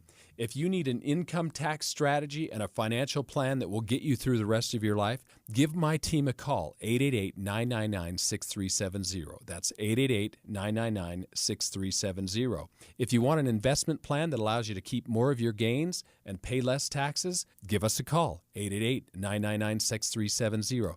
My team specializes in the type of plan that will get you retired 3 to 5 years sooner than you thought possible. So, get a no-cost tax analysis by calling 888-999-6370. That's 888-999-6370. My team is standing by now. Attention! If you owe money to the IRS, this is an urgent message. The IRS is cracking down by sending out collection letters, garnishing paychecks, seizing bank accounts, and putting liens on homes and businesses. They call it enforced compliance, and you better watch out because penalties and interest on unpaid taxes compound daily, making it even harder to get out of debt. Don't let tax debt destroy your life. You need to call Optima Tax Relief, America's #1 tax resolution firm. They're experts in taxpayer assistance programs that can save you thousands if you qualify. A+ rated by the Better Business Bureau, Optima's resolved over $1 billion of tax debt for their clients. Let them fight on your behalf, helping to put your tax problems to rest. Call the tax professionals at Optima now for a free consultation. Call 800-343-6460. 800-343-6460. 800-343-6460. Optima Tax Relief. Some restrictions apply. For complete details, please visit OptimaTaxRelief.com. Traffic and weather together brought to you by Mountain America's limited time balance transfer bonus. Here's Ricky Meese. We had an accident on southbound I-15 near Riverdale Road. Blocking a left lane is being cleared, but we have residual delays left over. And the final cleanup of a crash at Redwood Road. It's near the ramp at I-80. It's going to be just above North Temple, so just keep an eye out for crews still working to get that out of the way. Ricky Meese in the KSL Traffic Center. The KSL weather forecast, hot, hot, hot. Relatively speaking, 43 for tomorrow, 50 degrees on Sunday, and 57 on Monday. Right now, 40 degrees. I'm Jeff Kaplan from the KSL Common Spirit Health Studios. Listen online at KSLNewsRadio.com. This is Utah's news, traffic, and weather station. Inside Sources. Inside Sources. A new presidency, new state leaders, and a new legislative session. Utah's top political experts discuss the day's biggest stories. Only on KSL News Radio. Leah, when was the last time you sent something through the U.S. Postal Service? So I need to tell you something actually this week, and I will just share because Because it was a big deal? No. I was just going to say my mother So passed rare. away before the Christmas break, and I am now paying for some of the things, and the until I'm officially in charge of her estate, all I can do is write checks. So I'm paying for stuff, but I can't move my own money around. So a little bit, it's funny because you just say, I have not written a check. I was looking at the date of the last check, it was 2 years ago. Yeah, whatever it was. Yeah. So it's It's been a while for me. We send all of our Christmas cards through the mail, but I honestly think that was the last thing I sent through the mail. And did you do it, or did you pay Shutterfly to do it? No, we did it. You did it. Okay. Yeah, so we put the labels on and everything, and I take it to the post office at 2100 South and Redwood Road because they're open until 11:30, and so I can drop them off at night and know, like, working in politics, you know when mail hits depending on what post office you puts it in. So President Trump is now expected to take control of the United States Postal Service. When we left the last segment, Leah, you said it was USPS. I said UPS. Excuse me, UPS. Now I got it wrong. So I want to assure listeners that we're not taking over UPS and Greenland. It's just the United States Postal Service. Yet. So, but that would involve firing the Postal Service's governing board, but the board is going to plan to fight Trump's pending executive order. It's been really interesting to watch what's been happening with the U.S. Postal Service. When they brought in, now we kept saying that, I remember when this was reported under Trump's first term, that you remember DeJoy, he was brought in. He was a retired logistics expert. Trump did not appoint him. Trump did not hire him. It was done by the governing board of USPS, which is kind of acts like a government corporation. So he was appointed, and actually he made a ton of changes to USPS to make it more efficient, try and make it run more like a business. You can't have it run like a business because of their postal employees with pensions that are kind of wild, and it just has a long history. And so it's different and it's difficult. And he's saying now, because we don't have enough things to fix, I'm going to change how the U.S. Postal Service is run. Let me ask you a question, like a political question. 2024 survey by Pew Research Center found that more than 70% of Americans had a favorable view of the Postal Service. Actually, and there's no difference, like very similar between Democrats and Republicans, that for the most part, they do a pretty good job of getting your mail. You know, the things that I've sent have arrived, right? Like, so thing I need them to do when you mailed your Christmas cards, they arrived, right? So they actually do a good job. What? So I understand. I don't agree, but I understand going after other agencies, right? I understand cutting and slashing and everything that we've been talking about. But is this just more, how did you say earlier that Elon Musk says cut until it's all gone and then bring back 10%? So is this just, it doesn't matter if there's a 70% approval rate? Yeah, I think you need to, I think the idea is just to cut everything possible. And I think that private companies have helped the United States Postal Service adapt where they haven't before. They have a monopoly on first-class mail. When you send a letter, or I call it junk mail, they do not like it when you call it junk mail. But when you send something through the mail, any type of letter or anything, that they have a monopoly on that. So UPS will never be able to compete with that. You're going to have to ship it through an envelope. It's going to be very expensive. And so you use the service, you use the USPS for that purpose. And they weren't shipping packages. Remember when Karl Malone was playing, every time there was a game, a playoff game on Sunday, the signs in the stadium would say the mailman doesn't deliver on Sunday. And I'm reminded of that often because now that's not the case. Even though you're not getting a letter in your mailbox, they have to deliver packages now because otherwise that market completely goes away to private business. It goes away to FedEx or UPS. And that's a good thing. Like, competition is great, and it's great for the Postal Service. And if there is ever a point where they cannot compete with private enterprise, we need to have the conversation that maybe they need to go away. It's also good for private industry to have to compete with USPS. They're another person in the market, but they're backed by the government, and they have billions and billions of dollars in debt. I mean, the issue that I would take with what you just said is the United States Postal Service is actually constitutionally mandated, right? So one of the things in Article 1, Section 8 says you will maintain postal routes. So you can't just dissolve it, right? So it's an agency that has its own line in the Constitution. However, I think it's kind of interesting. From 1775 to 1970, the mail system actually was a political, under the White House purview.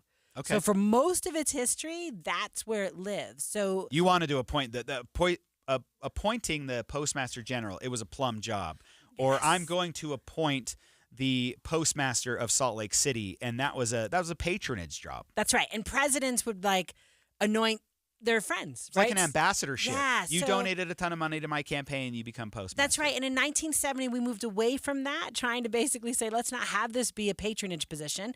Let's have it be something that can compete with a UPS, right? Or and run it more like a corporation. Adam, I want to ask you, it's not just the Postal Service.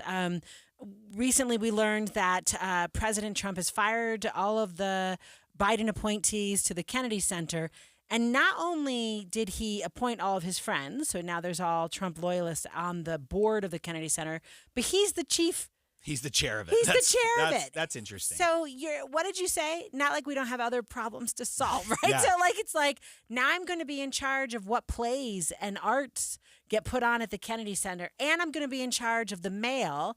And that's where I want you, President of the United States, on a Thursday afternoon, is at a board meeting for the Kennedy Center. And I want to do a caveat here of I don't care about the Kennedy Center at all. I've never been to anything there. I could give 2 cents about anything that happens there. This is a lot different because this affects everyone's life. He's going to sign this order, and the board, it's actually run by a board. There's Republican appointees, Democrat appointees. They actually met in an emergency meeting on Thursday, and they retained outside counsel and gave instructions to sue the White House if the president were to remove members of the board or attempt to alter the agency's independent status. And what he wants to do right now is take it away from being independent and moving it into the Department of Commerce, which he controls. And so Look, none of this is surprising with President Trump. He wants to control every aspect of everything. And, he is the one that tweeted himself out as Donald Trump is the king. And it wasn't like somebody made this meme. Right. They created it and sent it out. And so that's how he sees himself. So if it's in the government, if it touches the government or people think it's government, he's taking it over. Right. Except again, we talked about this earlier, Congress set this up. He cannot, I think, you can't after unilaterally 1970, do it. Right. It's got to be illegal. So at some point, Congress needs to assert its constitutional obligation, I think, of checks and balances and say, actually, the power of the purse is here, right? And you can't just move things around. Things that we have created with statutory authority, you can't just dismantle. But I don't know, man. When does that happen? Yesterday was the Vote-A-Rama in the United States Senate. Oh, right. Vote-A-Rama happens whenever there's a reconciliation. You have 24 hours straight of just anyone can do an amendment on anything. And so it's literally you are voting on amendments nonstop for 24 hours. So 4 a.m, you're proposing something. And it was interesting because the Republicans had an opportunity to take all of the spending cuts that were suggested by DOJ. And here's the other problem is DOJ is pretty secretive. We don't actually know what they're doing or suggesting. Black box, yeah. And when the stuff that they're posting on the website is wrong. And so everyone's kind of confused about what we should be, like what spending we should cut. And they could have made it in law, cut that spending and made it permanent. They chose not to, and they actually added spending. So I don't know how that's going to play out. We're going to be following I appreciate that point. Thank you. The Postal Service story is going to be heating up, and so we're going to be following that on Inside Sources. In our final segment today, Leah attended a town hall last night in Ogden and has some thoughts she wanted to share about some of the issues that were discussed. More on that after these messages. I'm Kareem Abdul-Jabbar. I learned about atrial fibrillation the hard way. My symptoms would come and go: shortness of breath, fatigue. I kept going. Then I got so lightheaded, I couldn't. My doctor said I have AFib, so I'm about 5 times more likely to have a stroke. Other symptoms: irregular heartbeat, heart racing, chest pain can come and go, but the risk of stroke stays. If you have symptoms, tell a doctor. Visit notimetowait.com. Sponsored by Bristol-Myers Squibb and Pfizer. Why choose a Sleep Number smart bed? Can I make my side softer? Can I make my side firmer? Can we sleep cooler? Sleep Number does that. Cools up to 8 times faster and lets you choose your ideal comfort on either side. Your Sleep Number setting. And now save 50% on the new Sleep Number limited edition smart bed. Limited time. Exclusively at a Sleep Number store near you. Learn more at sleepnumber.com.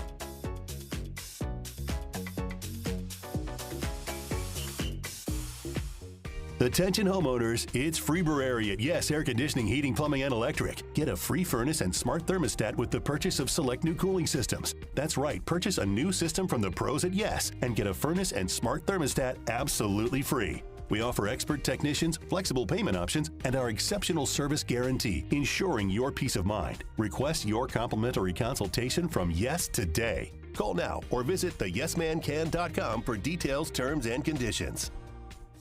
If you love to travel, Capital One has a rewards credit card that's perfect for you. With the Capital One Venture X card, you earn unlimited double miles on everything you buy. Plus, you get premium benefits at a collection of luxury hotels when you book on Capital One Travel. And with Venture X, you get access to over 1,000 airport lounges worldwide.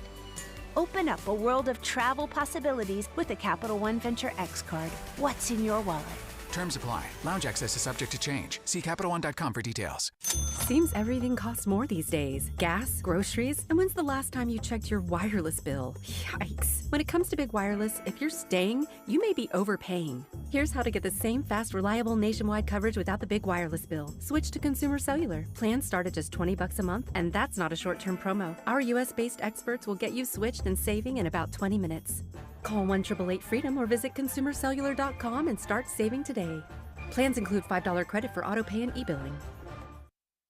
Someone asked me the other day, do you know how many devices the average home has connected to their Wi-Fi network? It's way more than I thought. I actually went home and counted my connected devices, more than a dozen, all to keep me connected to the good stuff, streaming, my gaming, interneting, you name it. Xfinity knows the number of connected devices you have is growing by the year. That's why they engineered their gateways to handle hundreds of connected devices. Hundreds, for real. Now through March 18th, get Xfinity Gig Internet for $25 a month for 1 year with no annual contract and Wi-Fi equipment included when you add an unlimited mobile line, and ask how to get an eligible free 5G phone with trade-in. Make sure your home Wi-Fi can handle everything you throw at it and then some. Visit Xfinity.com, call 1-800-XFINITY, or visit a store to switch today. Restrictions apply. Requires paperless billing and auto pay with stored bank account, taxes and fees extra. After promo, regular rates apply. Xfinity Internet required. Reduced mobile speeds after use of monthly data included with your data option. Data thresholds and actual internet speeds vary.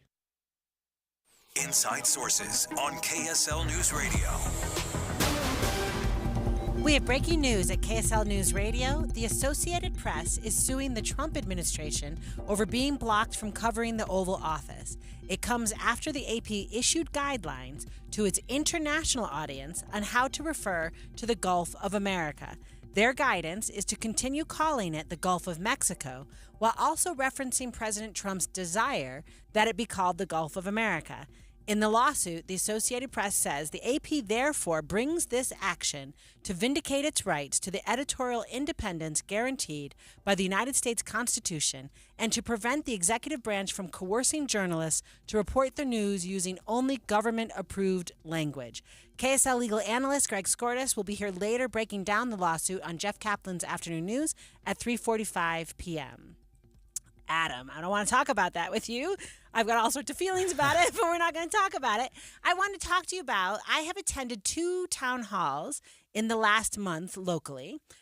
Earlier, just maybe a week ahead of the session, one that featured Speaker Schultz, Representatives Matt Gwynn, Jake Sawyer, and Ryan Wilcox.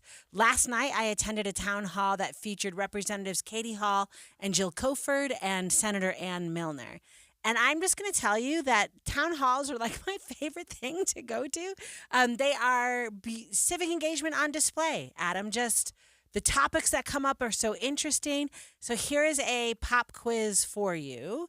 What topics do you think were the top of mind for the before the session started Speaker Schultz town hall? Okay, well, I'm just basing it off of today's discussion, maybe education and taxes. Do Any of those come up? No, well, not that I remember, so let's be clear, it's possible they did, but we spent a ton of time in that town hall talking about alfalfa. Oh my gosh, okay. Right, That's right? not what I would have thought. Right, so now, what do you think came up last night? Education and taxes. Yeah, you got it. Now, I think it was kind of interesting because I was smiling through our whole 2 hours of show because this is just the greatest hits. Like, this could be the greatest hits of the town hall from last night, what people cared so much about, what people cheered about, right? What they were... Because really... they get animated. Oh, yeah. In these things, people get animated. So you have been an elected official and you've held one of these. Yes. Because, by the way, you're not required to. There is No. no constitutional requirement for you to show up in a room and get yelled at for like an hour. That's right. But elected officials think this is a good idea. Why? Look, the hardest thing, especially as a state legislator, it's hard to get noticed. Like, I'm trying to let my constituents know what I'm doing. And really the only thing you can do is post something on Facebook or send an email out to them. Everything else, and by the way, all of this costs, they have to spend their own money on this or their campaign money. So there's not like a state bucket that says you can go out and do a TV ad. We can do some franked mail and you can send So you don't have franking privilege in Utah? No, not at all. Okay. So I had to, when I got elected, I said, hey, do we get like letterhead or something with our name on it? And they said, yes, but you have to buy it. And so I had to write a check for any of my letterhead or envelopes or anything that I sent out to my constituents. I wanted to send surveys out before the session, which I did, but I had to pay for it myself. The state doesn't do any of that stuff, and that's fine. Most legislators are really good at it. So you just need to get your message out, and these are the people that are voting for you. So it's important that you are face to face with them, because you can get in Washington, D.C., they call it Potomac fever, where you just become a part of the D.C. World, where you forget where your home district or real Americans live. Yeah. And you don't want that to happen on Utah's Capitol Hill. So if you're a legislator and lobbyists are just talking to you all day and just say the greatest things, oh, your bill's so wonderful, everything you do is so wonderful, because it's not. So you need to go talk to your constituents and make sure they understand what you're doing. What you mentioned here was interesting to me, because I was never comfortable doing a town hall with multiple people. Oh, why not? And then pause. Let me just ask you, as a practitioner of politics, what is the advantage to being on a stage with 4 people or 3 people versus being on a stage by yourself? If you are with 4 people and a question comes up about alfalfa, and I have no clue about alfalfa, I'm going to let this guy, the farmer, talk about it. Yeah. If there's something... So that's a good thing. If there's an education topic that comes up, I'm going to let someone who is a university, like Senator Ann Milner, brilliant on higher education, was my university president. I would trust her to answer that question. I don't trust me as much to answer that question. So when you're by yourself, all the questions still have to be answered. All the questions go to you. Yeah. And so you have to defend your own policies. The advantage is I disagreed with my colleagues every once in a while. And so those that served around me, I disagreed with them on major pieces of legislation. And so I wouldn't want to put myself in a situation where I'm bashing my colleague, and I wouldn't do that behind their back. So I'm not going to do it in front of their face or say, well, I actually disagreed with this guy because I think his bill's dumb. And so that's the advantage, is you can just have a conversation, and you know that everyone there belongs to you. They are your voters because they got your postcard. So real quick, do you think it is the case that everyone in the room at a town hall voted for you? No. In fact, and I was, yeah. Look, they're happy to tell you that they didn't vote for you. A lot of them are. And so I remember the town hall that I did during my first session, there was about 40 people there, and 5 of them I remember vividly made it very clear that they did not vote for me or like anything I ever did. The other thing I thought was interesting, Adam, is they last night knew the names of people. Uh-huh. Right? So that's really common. So but is that because these are you hear a lot from the same people, right? So the same kind of crowd maybe goes to all the town halls, or they're the ones who send you emails, but they were calling on people by name. And a lot of them are delegates. So they're showing up and getting really involved very early, and so you get to know them. And so they're just more politically involved than other people. And so when you have a town hall, they jump at the chance of getting to, hey, I want you to listen to me and hear what I have to say. And when I was doing town halls, I disagreed with Republicans on the death penalty. And so I'd have to explain myself to Republicans in the room and Democrats. And then when we talk about guns and the Second Amendment, I was very in line with Republicans, and the Democrats were very upset with me. And so you just have to make that kind of determination.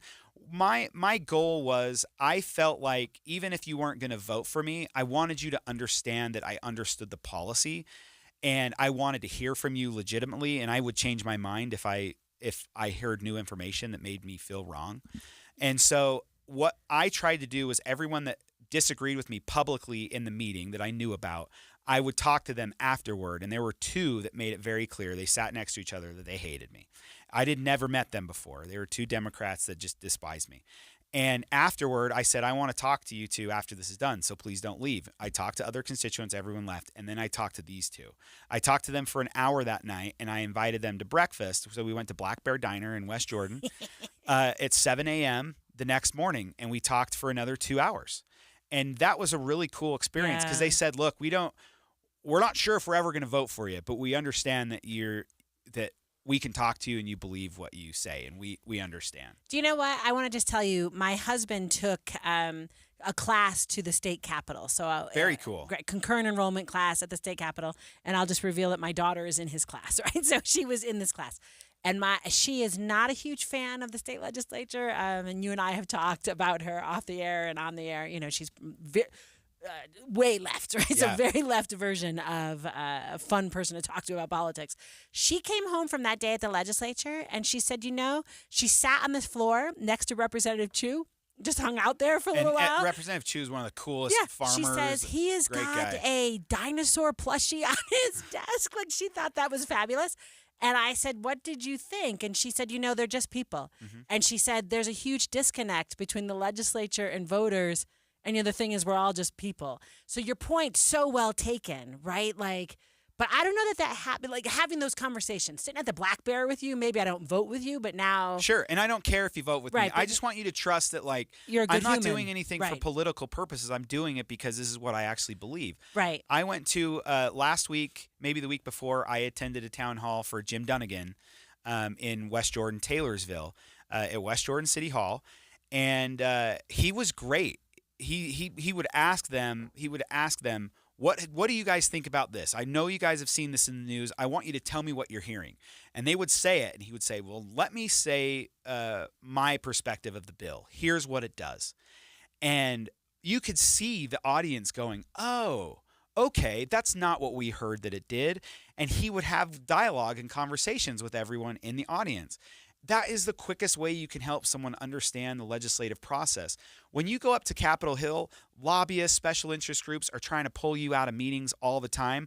But if someone sent me a note and said, I'm a constituent and I'm outside, I immediately would run and go talk to them because they're the ones that vote for you. They're the reason you're in office. Yeah, they're the ones that matter, So tell me real quick, does that happen at town halls? Because you started this when I asked you about it. You said, man, they can get animated. It didn't feel like there was a ton of love, right, in that space the whole evening. So maybe it only happens more one-on-one. It's high profile. Yeah, go. So if you're the Speaker of the House and you're up for election, it doesn't matter what year, it's going to be high profile and people are going to be upset if you have an opponent. And so you got to calm people down.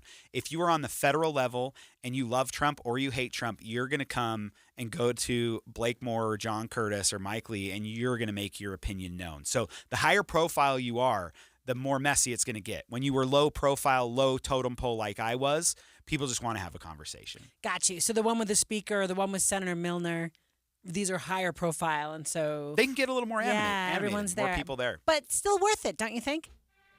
Absolutely. Yeah, I think everyone should attend a town hall. Thank you so much for listening to Inside Sources. Join Adam and Aaron Ryder on Monday. They'll be at the state capitol. Next up, Jeff Kaplan's Afternoon News. Have a great weekend.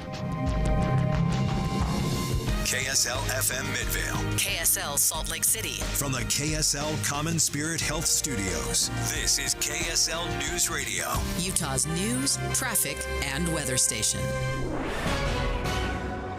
Good afternoon, 3 o'clock at KSL News Radio. I'm Jeff Kaplan. 40 degrees. It's partly cloudy in Salt Lake City. KSL's top story. The state legislature wants to step in and tell Salt Lake City how to manage its streets. We have details on a new bill that could limit projects downtown. Here's KSL News Radio's Heather Peterson. Well, on the surface, Utah Senate President Stuart Adams says before any road work is done, this transportation amendments bill would require UDOT to do a study on how any changes would impact traffic flows. You can make any improvement you want. You simply can't restrict additional traffic flow. So if you're necking down traffic or actually reducing traffic flow before you do that, I think we need to take a look. Requiring environmental impact and mobility study ahead of time could severely slow down any effort Salt Lake City has to change its streets. Salt Lake City officials have not yet responded, but we've been told they met earlier today with the bill's sponsor to clarify concerns they had about how this could impact plans for the Green Loop or Main Street Promenade. Reporting live, Heather Peterson, KSL News Radio. And state lawmakers could soon have more oversight in the selection of the state schools superintendent. KSL News Radio's Adam Small with details. Current State Superintendent Dr. Sidney Dixon's planning to step down this summer, and Representative Norman Thurston's bill would require the State Board of Education to consult with an advisory committee, which includes lawmakers, when they look for her replacement. While the board has the final say in who it'll be, Thurston says he thinks it's important that they and other stakeholders can at least give them their advice. The state school board has spoken with Thurston about the bill, which is now headed to the full House. 500,000 Haitians are losing their protection from deportation. It's sending shockwaves through Utah's Haitian community, and KSL News Radio's Eric Cabrera is joining us live with details. Eric? Jeff, board member of the Refugee Justice League, Jim McConkey, says locals with temporary protected status are too scared to go to work, school, or church for fear of being sent back. Well, it's just disappointing to see the harm that we're willing to summarily subject people to who are helpless. The UN reports that gangs now control 85% of Haiti's capital. The Department of Homeland